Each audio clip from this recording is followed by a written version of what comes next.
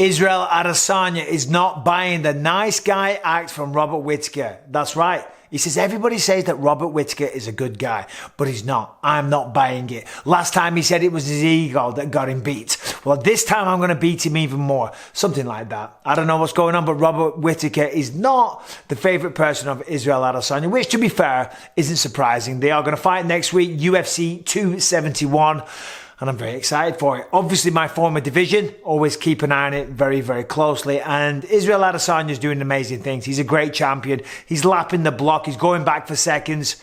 He's beating the competition relatively easy, let's be honest. Now, he is running out of options. If he beats Robert Whittaker, then of course, you know, he's beating everybody there is to beat. And as I said, going back around the block, there is Alex Pereira out there, a guy that knocked him out in kickboxing, but he's only had one fight in the UFC. So it's a little bit early for that, but no doubt Izzy is going to be paying special attention. Now, let's just assume that he does beat Robert Whittaker. And by the way, I don't know if he does, right?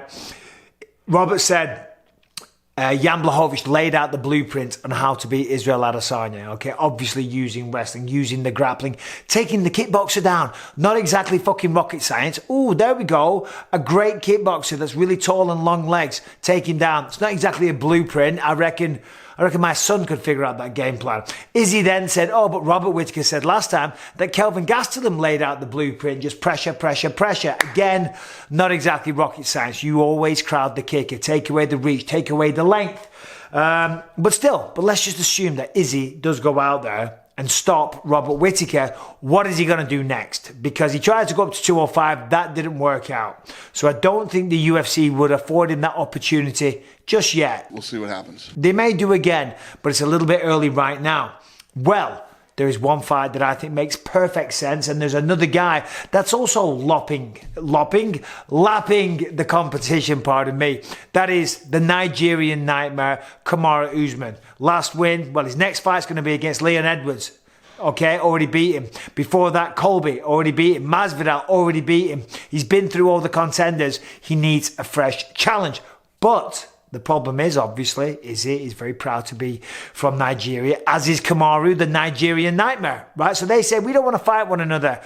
In fact, I think it was Izzy that said, I would rather have two champions. I'm not sure. One of them said, I apologize. One of them said, I would rather have two champs from Nigeria than one champ with two belts, okay? And that's all well and good, but I don't quite understand it. Listen, I get it, you're both Nigerian, but just fight. You need competition. You want to go down as one of the greatest of all time. That's what you got to do. Certainly for Kamaru Usman, he's got to dare to be great. And his manager, Ali Abdelaziz, he's pushing for this fight. He said he wants him to do it. In fact, he said he was talking to Mike Tyson, and Mike Tyson, the great Mike Tyson, said, I don't understand it. You know, if they truly are brothers, they would want this fight because it's going to make them the most money available. When you look at Nigeria, it has a population of 209 million people. It's a lot of people. It's a lot of people. So when you say, well, we're both from Nigeria, so what? So what? If you look at the UFC events, generally, on every fight card, you've got Americans fighting Americans all the time. You often see Brazilians versus Brazilian.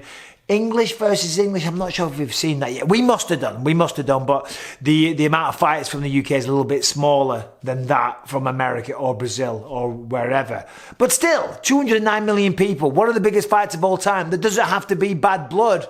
It can literally just be in the essence of sport, finding out who the better fighter is. They hug, they shake, but they both make tons of money. That's what we're trying to do here. That's what fighting's all about. We're trying to change our lives. We're trying to dare to be great. We're trying to put money in the motherfucking bank and set ourselves up for the future, right? And yes, Izzy is incredible, and I love watching him. And so is Kamaru Usman. I love both of their stories. I love what they're doing. I love what they bring to the table and how good they are. But I'd like to see them fight one another. That would be amazing. I think that would sell massively. Real quick, I just want to tell you about rockauto.com. If you work on a car, if you know your way around a car engine and you need to buy parts, you want to go to rockauto.com. They have everything that you need at the best possible prices. There's no more talking to someone in the store that then sells you a part, but with the storefront markups, okay? You're going to go online. They've been in business for 20 years. That shows they are a very credible credible and reputable place, and their prices is what's going to blow you away. Simple as that. They have everything you need at the best possible prices. That's all you need to know. If you like a car, you like working on it, and you want parts, and you want them at the cheapest price, go to rockauto.com and be sure to tell them that Michael Bisping sent you, or just click the link in the episode description down below.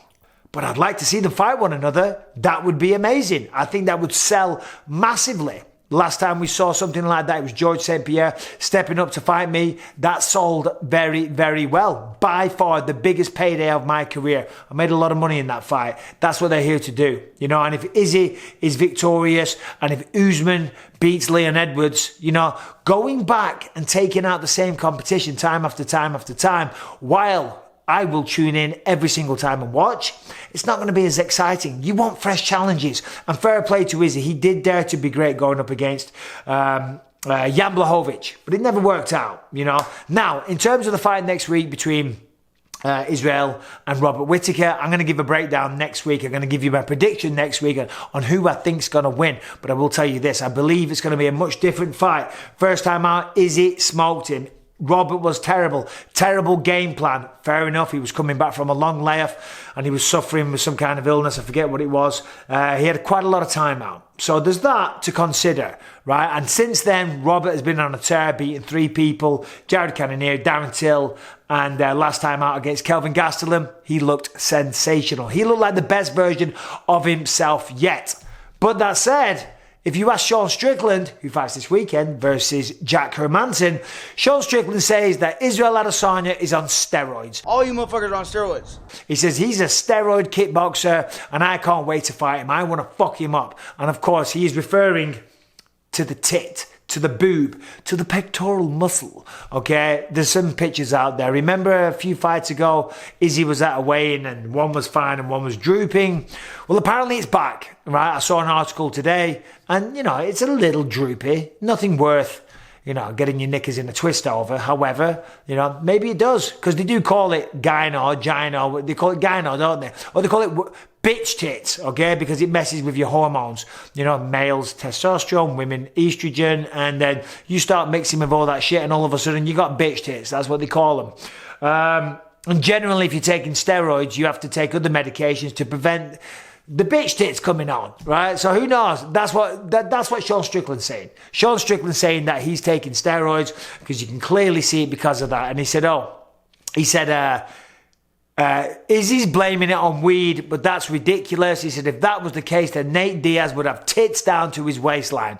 Pretty funny line, but come on, Sean, come on. I mean, hey, listen, fair play to Sean Strickland. He's got a big fight this weekend. If he wins, he'll be on 6 wins in a row. He's trying to get a fight with Sean Strickland, with Israel Adesanya. So that's what you do. You talk a bit of shit. You poke the bear. You make accusations. You make Israel Adesanya, the middleweight champion of the world, want to put a hole in your fucking head. You don't do that by going, you know what, Izzy's awesome. Izzy's great.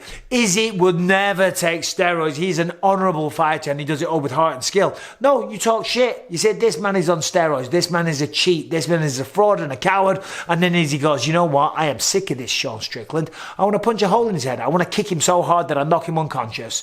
For me, for my money, obviously I'm not close to the situation where I'm seeing tests or anything like that. But speaking from experience, if you're the champion of the world, you get tested a lot.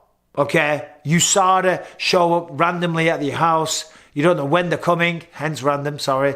And if you're the champion, you get tested more than anyone else. Unless you've got history, unless when people look at you, unless you look like Vitor Belfort in his prime.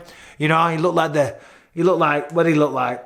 He looked like a fucking Tyrannosaurus squeezing his dick or something. I don't know, King Kong, veins everywhere. Do you know what I'm saying? So unless you look like that, unless you don't pass the smell test, as they call it, they're not testing you too often, okay? But if you're the champion of the world, they are on top of you. And Israel, with the life that he's got now, you know, how popular he is, the career that he has, the style in which he fights, call me naive, but I don't think he's taking steroids. I really do. I don't know what's going on there with the tit, but hey, listen, come on, man. He's got a little defect, you know, simple as that. So Sean, God bless you. Kamaru, challenge Israel Adesanya. Problem is, For Izzy, he would be defending his belt against Kamaru, but Kamaru wouldn't be putting anything on the line.